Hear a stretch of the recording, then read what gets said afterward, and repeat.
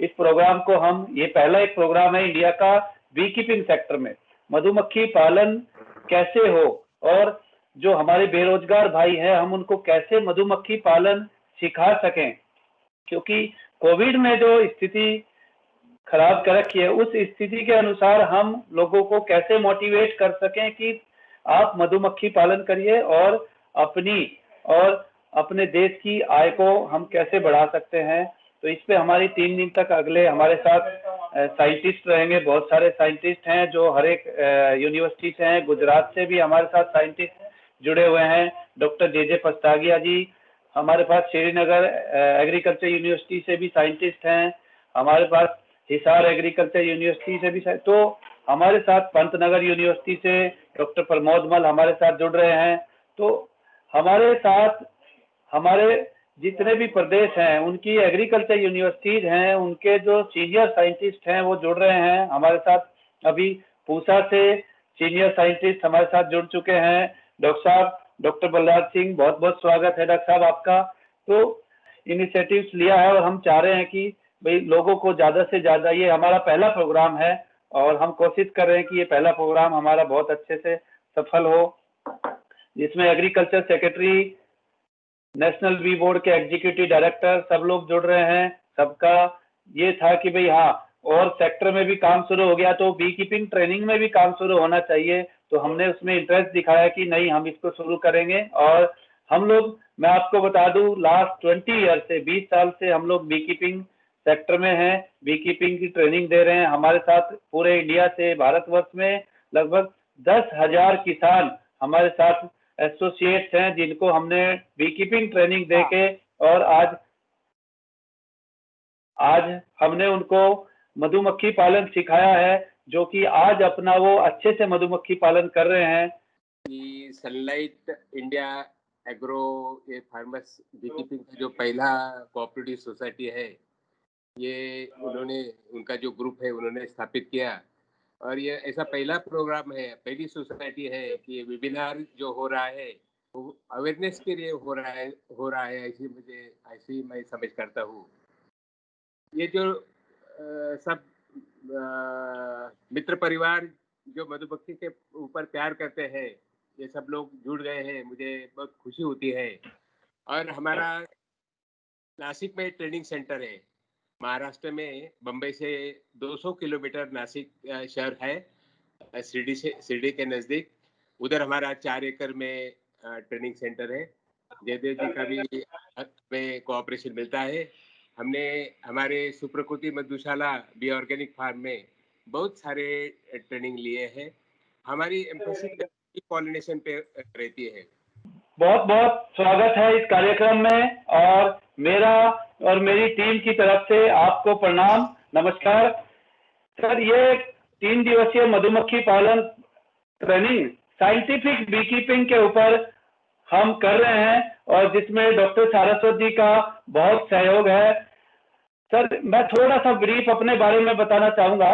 मैं जयदेव सिंह, और मैंने 1997 में मधुमक्खी पालन शुरू किया था।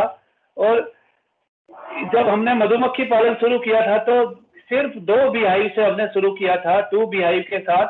और जब से सर नेशनल बी बोर्ड बना है तब से डॉक्टर सारस्वत जी के हम टच में हैं, और इन्होंने बड़ा सहयोग किया है।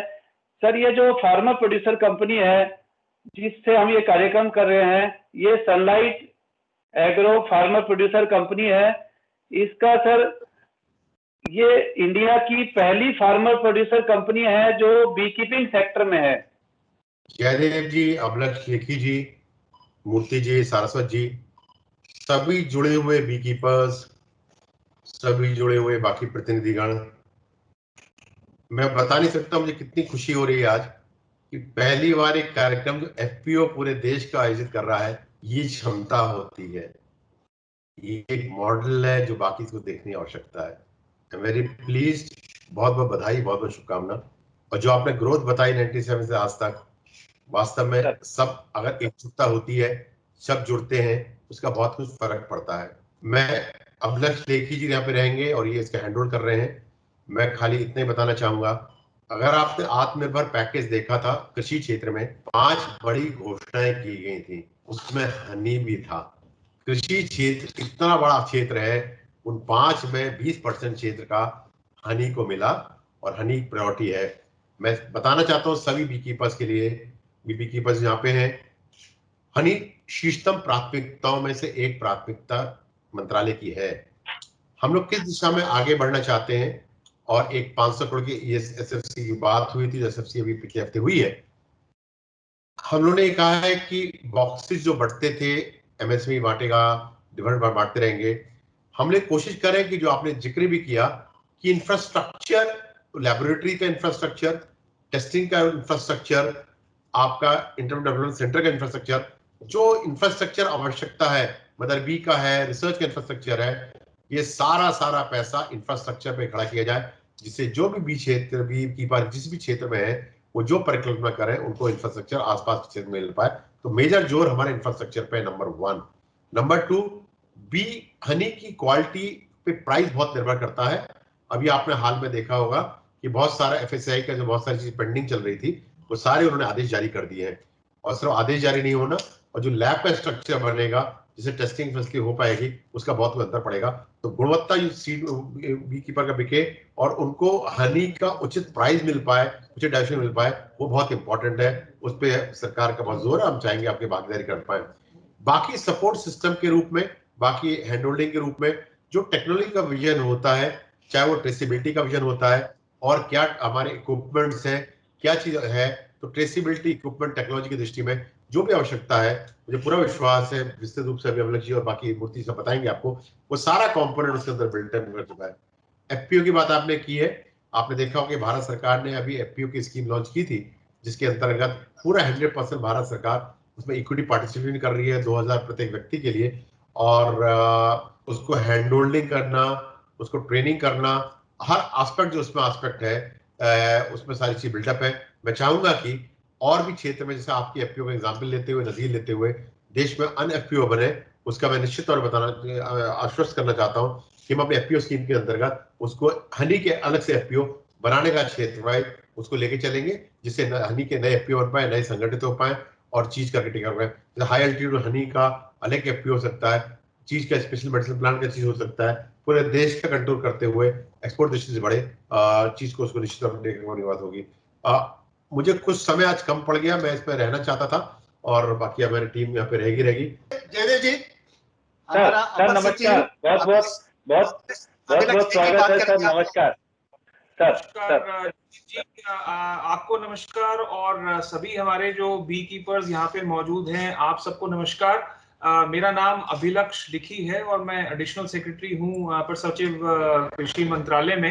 एक और मीटिंग के विषय में सेक्रेटरी साहब को जाना पड़ गया, अन्यथा वो यहाँ चाह रहे थे कि मैं पूरे 4-5 घंटे रुकूं, लेकिन हमें बड़ी खुशी है इस बात की कि सरस्वत साहब ने और मूर्ति जी ने बड़ी मेहनत करके हमारी जो बी मिशन का पूरा कार्यक्रम है 500 करोड़ का, उसके मध्यस्थ इस किस्म की ट्रेनिंग्स ऑनलाइन और ऑफलाइन दोनों का प्रावधान किया है। और जैसा कि सेक्रेटरी साहब ने कहा, 3 दिन के अंदर जो भी आप विचार विमर्श करेंगे, जो भी आप निष्कर्ष पे पहुंचेंगे, जो भी आप ऑपरेशनल फैसले लेंगे बी कीपिंग के लिए, वो हमारे लिए बहुत माननीय है। और उन सबको एकत्रित करते हुए हमारी कोशिश रहेगी कि हमारी जो बी कीपिंग मिशन के 3 अंग हैं, मिशन 1 जिसमें बी कीपिंग का और हनी बीज का जो बेसिक स्रोत है कि कहाँ पे बी कीपिंग होती है, कहाँ से बॉक्सेस वितरित होते हैं, किस तरह से पूरे सिस्टम को, चाहे वो प्रोसेसिंग लैब्स हैं या हमारे प्रोसेसिंग यूनिट्स हैं, उनको प्रोत्साहित किया जाए, फंड किया जाए। और उसी तरह से मिनी मिशन 2 जिसमें मार्केटिंग की बात की गई है, जो एक बहुत ही इंपॉर्टेंट चीज है, आउटपुट मार्केट में जो बी कीपिंग का कनेक्शन है कि वो ही हनी बिके, उसको कैसे सुदृढ़ किया जाए। और फाइनली मिशन 3 यानी कि R&D, रिसर्च एंड डेवलपमेंट बहुत जरूरी है। और तीनों ही मिशंस में जो ट्रेसेबिलिटी की बात सेक्रेटरी साहब ने की कि किस तरह से मधुमक्खी पालक से लेके चाहे एक्सपोर्ट मार्केट के लिए शहद जा रहा है या डोमेस्टिक मार्केट में जा रहा है, उसमें किसी भी किस्म की एडल्ट्रेशन या उसका जो प्योर होने का प्रोसेस है एंड टू एंड, उसकी प्रक्रिया में हम टेक्नोलॉजी का इस्तेमाल करते हुए, ई प्लेटफॉर्म का इस्तेमाल करते हुए हम किस तरह से उस प्रोसेस को सुदृढ़ बनाएं, ये भी हमारे इस बी मिशन का एक बहुत महत्व अंग है। इन सारी चीजों पे खूब बातचीत यहाँ पे मंत्रालय में चल रही है। और जैसा कि सेक्रेटरी साहब ने कहा और हम सबको पता है कि आत्मनिर्भर भारत पैकेज जो कृषि का दिया गया, उसमें से 500 करोड़ बी कीपिंग का जिक्र बहुत बड़ी बात है। और हम समझते हैं कि इस एवज से भी इसको बहुत महत्व और इम्पेटस मिलेगा। एक बात जो सेक्रेटरी साहब ने की, और बल्कि उसका फैसला हो चुका है, हमारी जो 10,000 एफपीओज की स्कीम भारत सरकार ने लॉन्च की है, उसकी पिछली मीटिंग में ये एक अहम फैसला किया गया और उसमें मूर्ति साहब और सरस्वत साहब भी हमारे साथ थे कि हनी बी कीपिंग के अगर कोई स्पेसिफिक एफपीओज हैं और अन्यथा कोई एफपीओ बाकी एक्टिविटीज के साथ हनी या बी कीपिंग का भी काम करते हैं, ऐसे एफपीओज को प्रोत्साहित भी किया जाएगा, ब्लॉक में भी सेटअप किया जाएगा। और ब्लॉक से हटके भी अगर कहीं इस किस्म की एक्टिविटी को प्रोत्साहित करना है तो स्पेशली भी हम उस किस्म के एफपीओज का प्रावधान करेंगे। सरस्वत जी इसका पूरा प्लान बना रहे हैं, तो ये भी हम चाहते हैं कि साथ साथ एक चीज क्रियान्वयन में आए। तो इन्हीं शब्दों के साथ मैं अपनी वाणी को विराम देता हूँ। बस एक बात और कहना चाहूंगा, जैसा कि सेक्रेटरी साहब ने जिक्र किया, एक हमारा बहुत ही अहम फैसला हुआ है मंत्रालय में, एक बहुत बड़ा फंड सेटअप किया गया है जिसका नाम है एग्री इंफ्रास्ट्रक्चर फंड। बहुत बहुत शुक्रिया हुआ आप सभी को, एक कार्यक्रम ऐसा आयोजित किया आप लोग ने और सभी को जुड़ रहे हैं। इसी कोविड का प्रॉब्लम का टाइम में ऑनलाइन को जो ऑफलाइन में करना चाहिए था वो ऑनलाइन में करके अच्छी कर रहा है। जब ये कोविड का प्रॉब्लम समाप्त हो जाएगा ऑनलाइन ऑफलाइन में करा दीजिए इसको। और हमारा सेक्रेटरी साहब भी कह रहा था और लेकी साहब भी कह रहा था, इसका मॉड्यूल डेवलप कर लीजिए। जब भी इनका जो प्रॉब्लम आएगा वो मॉड्यूल्स को देखते हुए इनका नजर में आ जाएगा क्या करना है, क्या नहीं करना है, ऐसे करके अभी एफपीओ को बारे में बहुत कुछ कर लिया। मैं अभी एक्चुअली ना हम ये लोग बात कर रहा था सेक्रेटरी साहब और हम एडिशनल सेक्रेटरी साहब, वो बड़ा लोगों के लिए वो इंफ्रास्ट्रक्चर खड़ा करने के लिए एक्चुअली स्टार्टिंग के लिए जो मधुमक्खी पालन के लिए जो बॉक्सेस चाहिए, वो कॉलोनी चाहिए, इन लोगों के लिए बहुत सारे पैसा नहीं होता। मैं उधर से शुरू करता हूँ ग्रास रूट लेवल से, इसीलिए हम भी कोशिश कर रहा हूँ। अभी जो केसीसी के नियम सरल कर लिया, अभी उसको मधुमक्खी पालन करने वालों को लिए मिल जाए तो वो बहुत सुविधा हो जाएगा। इसके बारे में हम जॉइंट सेक्रेटरी है हमारा, एक जॉइंट सेक्रेटरी है कोऑपरेशन क्रेडिट का, उनके साथ टेकअप कर चुका हूँ मैं ऑलरेडी। वो अभी प्रस्ताव रख रहा है फाइनेंस मिनिस्ट्री में, वो जल्दी शायद हो जाएगा। वो हो जाने के बाद जो उधर से ग्रास रूट लेवल पर शुरू हो जाएगा, उसके बाद जो भी इंफ्रास्ट्रक्चर फ्रंट का बात कर रहे हैं 1 लाख करोड़ का, वो 7 साल के लिए मिलेगा। 2 करोड़ तक का उसका क्रेडिट गारंटी भी मिल जाएगा, एफपीओस को एफपीसी को भी मिल जाएगा। और इसमें 3% का इंटरेस्ट का जो छूट मिल जाएगा इसमें। तो मैं जो बात करूंगा कि मधुमक्खियों का कृषि के अंदर क्या योगदान है, क्या वर्तमान परिस्थिति है अनुसंधान की, विकास की, और साथ साथ क्या चुनौतियां हैं, इस विषय पर मैं बात करूंगा। तो सबसे पहले तो मैं बता दूं, देखिए हमारे देश में लगभग 140 मिलियन हेक्टेयर क्षेत्रफल पर खेती होती है और इसके अतिरिक्त बहुत सारे हमारे फॉरेस्ट एरिया हैं, दूसरे क्षेत्र हैं, चाहे पहाड़ी क्षेत्र हो, उन पे भी वनस्पति है। तो कुल मिला के जो भी पृथ्वी के ऊपर जितने भी पेड़ पौधे, फसलें, फल फूल, घास, जो भी चीजें हैं, सबके अंदर परागण की प्रक्रिया होती है और उसी से वो अपने जीवन को आगे बढ़ाते हैं। एपिस मेलिफेरा मधुमक्खी, जो इटालियन मधुमक्खी हम इसको बोलते हैं, ये इटालियन मधुमक्खी शहद उत्पादन में सबसे ज्यादा शहद पैदा करती है। इसकी जो उत्पादन क्षमता है वो लगभग 50 से 60 केजी तक प्रति वर्ष शहद उत्पादन करती है और ये एक बीहाइव में लकड़ी के बने बॉक्स में रहना पसंद करती है।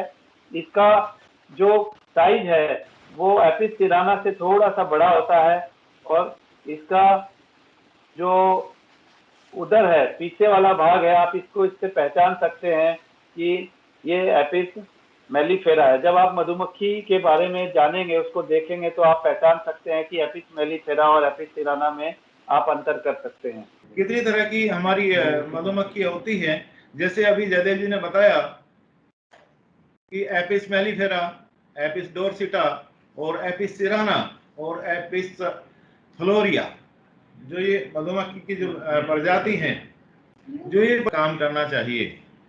एपिस सिराना हमारे देश की जलवायु के अनुकूल है। ये ऊंचे पहाड़ी क्षेत्रों के लिए ज्यादा अनुकूल है। 3400 मीटर तक की ऊंचाई पर ये जा सकती है, वहां पे भी काम कर सकती है। अधिक शहद उत्पादन क्षमता के कारण भारत में पालने के प्रयास हो रहे हैं और हो गए हैं।